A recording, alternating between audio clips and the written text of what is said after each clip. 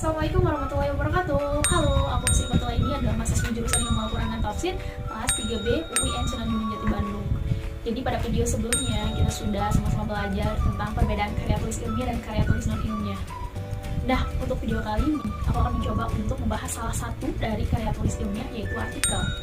Nah, berbicara perihal artikel, tentu teman-teman sudah pada tahu nih apa itu artikel, karena sudah tidak asing lagi di telinga kita ketika mendengarkan kata artikel, di telinga para mahasiswa yang seringkali bergelut dengan yang namanya artikel, entah itu membacanya ataupun menulisnya. Nah, oleh sebab itu dalam video kali ini aku akan mencoba untuk membedah anatomi dari salah satu artikel. Apa sih yang terdapat di dalam artikel, bagian apa saja sih yang terdapat di dalamnya. Oleh sebab itu langsung saja ke videonya. Nah, untuk FYI saja, jadi perbedaan antara jurnal dan artikel. Kalau jurnal seperti ini, itu merupakan publikasi periodik yang isinya itu sejumlah artikel yang diterbitkan secara berkala dalam waktu tertentu.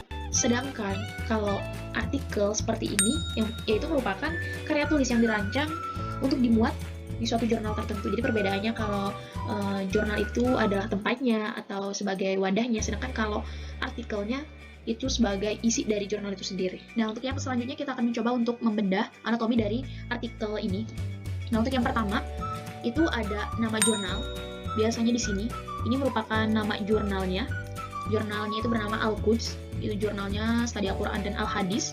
Punyanya Sekolah Tinggi Agama Islam Negeri Curug Bengkulu. Jadi ini merupakan nama dari jurnalnya. Untuk yang selanjutnya adalah judul artikel, mengungkap isyarat-isyarat sains dalam hadis Nabi. Ini merupakan judulnya, dan juga di bawahnya ini juga merupakan judulnya tetapi ditranslitkan ke dalam bahasa Inggris. Nah, di atasnya itu ada volume, nomor, dan tahun. Ada volume 5, nomor 1, tahun 2021. Jadi perbedaan volume dan nomor, kalau volume menandakan tahun keberapa sejak diterbitkannya. Sedangkan kalau nomor itu urutan terbit ke yang berapa, Sedangkan untuk 2021 itu merupakan tahun diterbitkannya. Nah, untuk yang selanjutnya di sini ada penulis, pengarang, atau pembuatnya. Di sini ada 5 orang. Kemudian di bawahnya ada afiliasi atau institusi asal penulis. Jadi asalnya ini ada WN Suskaria, WSIT Hamzah Al-Fansuri, Sibolga Barus, SMA N1 Sibolga. Jadi itu merupakan afiliasinya. Nah, selanjutnya di sini ada abstraknya. Dalam abstrak itu terdiri dari ada tujuan, kemudian ada metode, ada hasil, ada latar belakang, itu opsional, bisa ada dan bisa tidak ada. Oke, yang pertama kita cari dulu. Yang pertama, tujuan. Oke. Penelitian ini bertujuan. Nah, ini kata-kata bertujuan ini juga sudah pasti menandakan bahwa ini adalah tujuan dari penelitian. Dan selanjutnya, selain itu juga menjadikan, kata-kata selain itu juga menunjukkan bahwa ini merupakan tujuannya juga, seperti itu.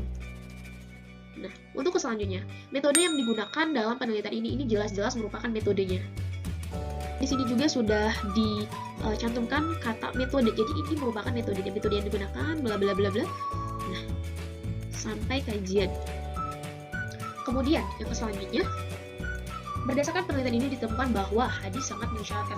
Kata-kata atau kalimat yang berada di awalnya, berdasarkan penelitian ini ditemukan bahwa ini merupakan hasil dari penelitian itu sendiri, hasil dari penelitiannya. Nah, sampai ke sini. Nah, untuk yang abstrak jadi udah habis. Jadi di dalam abstraknya itu ada yang pertama ada tujuan, ada metode, dan ada hasil.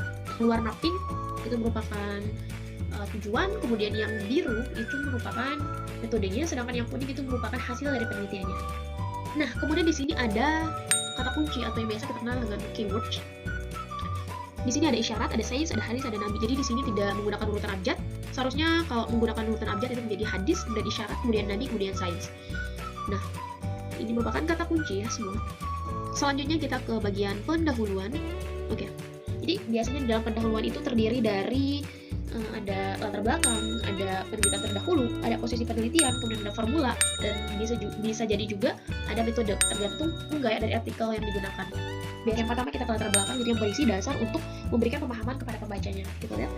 Nah, jadi biasanya itu latar belakang itu selalu berada di awal paragraf. Biasanya kalau latar belakang itu juga terdiri dari 1 sampai 3 paragraf berisi kutipan, gitu ya. Islam merupakan agama yang kompleks. Jadi di sini merupakan memberikan kita pemahaman bahwa Islam itu merupakan apa. Jadi ini merupakan sebagai latar belakangnya. Oke. Kemudian untuk paragraf kedua, kita melihatnya, Islam dan sains merupakan dua aspek yang saling berkaitan dan berpengaruh terhadap kehidupan manusia. Jadi di sini juga masih memberikan kita pemahaman, dasar pemahaman ya terhadap kita, apa sih itu Islam, apa sih itu sains, jadi seperti itu. Jadi ini merupakan latar belakang, masih latar belakang juga, dan di sini juga ada kutipannya sebagai salah satu ciri dari latar belakang itu sendiri. Oke, yang selanjutnya Berdasarkan fakta di lapangan mengungkapkan, berdasarkan fakta ini merupakan hasil dari penelitiannya dia, berarti ini merupakan posisi penelitian. Biasanya kalau posisi penelitian juga di sana ada perbandingan antara penelitian dia dengan penelitian sebelumnya atau penelitian terdahulu. Jadi di sini juga pada kalimat selanjutnya itu berdasarkan fakta sejarah bahwa umat Islam pernah menjadi pusat peradaban dunia. Jadi di sini ada seolah ada perbandingan. Jadi ini merupakan posisi penelitian. Oke, ini merupakan posisi penelitian. Di sini juga ada kutipan. Jadi ini merupakan salah satu ciri dari posisi penelitian. Nah, kemudian yang selanjutnya, paragraf selanjutnya. Nah, konsep pengembangan ilmu dan pengetahuan dalam Al-Quran maupun hadis bersifat komprehensif dan integratif. Jadi di sini masih hasil penelitiannya dia. Jadi ini merupakan posisi penelitian juga. Sampai sini. Yang selanjutnya, salah satu tokoh yang mengkaji tentang sains dan dalam hadis yaitu Mehdi Golsani. Jadi ini membicarakan tentang tokoh, jadi ini otomatis membicarakan tentang penelitian terdahulu. Adapun penelitian terdahulu itu adalah hasil dari yang sudah diteliti, yang sudah dikaji oleh orang lain dan menjadi sebuah inspirasi bagi peneliti atau penelitian selanjutnya. Dan di dalam penelitian terdahulu ini biasanya ada tahun terakhir gitu. Jadi kita buktikan dan biasanya jadi ini merupakan salah satu ini ya. Ini salah satunya Mehdi Golsani. Jadi ini salah satu penelitian terdahulunya dan di sini juga ditandai dengan kalimat beredar sepanjang 30 tahun terakhir. Jadi ini jelas-jelas merupakan penelitian terdahulu. Nah, kita lanjut.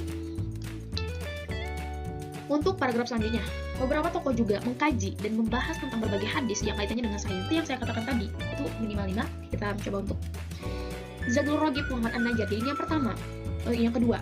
Kemudian bla bla bla bla, ada Faizin, kemudian ini yang ketiga. Kemudian bla bla bla bla, ada Ervan Swabar dan kawan-kawan. Ini yang keempat. Kemudian ada Muhammad Yusuf Ismail. Yang kelima, kemudian Abdul Karim Tun. Ini yang keenam. Jadi ini merupakan penelitian terdahulu. Jadi ini jelas-jelas merupakan bagian dari penelitian terdahulu. Nah, yang selanjutnya, penelitian ini bertujuan agar pembaca terutama para umat Islam termotivasi. Nah, di sini ada kata-kata bertujuan. Ini otomatis sebagai tujuan. Seperti yang saya katakan tadi, bahwa di dalam formula itu salah satunya ada tujuan.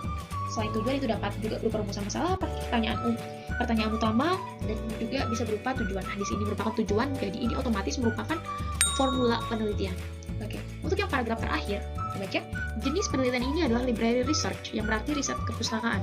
Nah, jadi ini merupakan metode penelitian, karena ini menjelaskan tentang metode apa yang digunakan, yaitu library research. Jadi, artikel ini menggunakan gaya selingkuh, jadi setelah dijelaskan metode pada awal, jadi dijelaskan juga pada akhirnya. Jadi ini merupakan metode penelitiannya.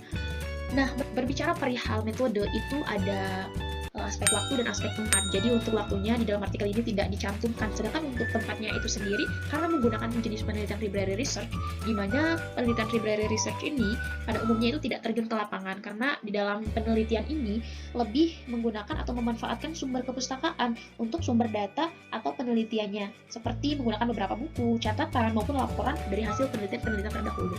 Jadi seperti itu. Itu adalah metode yang digunakan dalam artikel ini. Nah, mungkin segitu dulu videonya. Semoga dapat bermanfaat bagi kita semua. Sekian, assalamualaikum warahmatullahi wabarakatuh.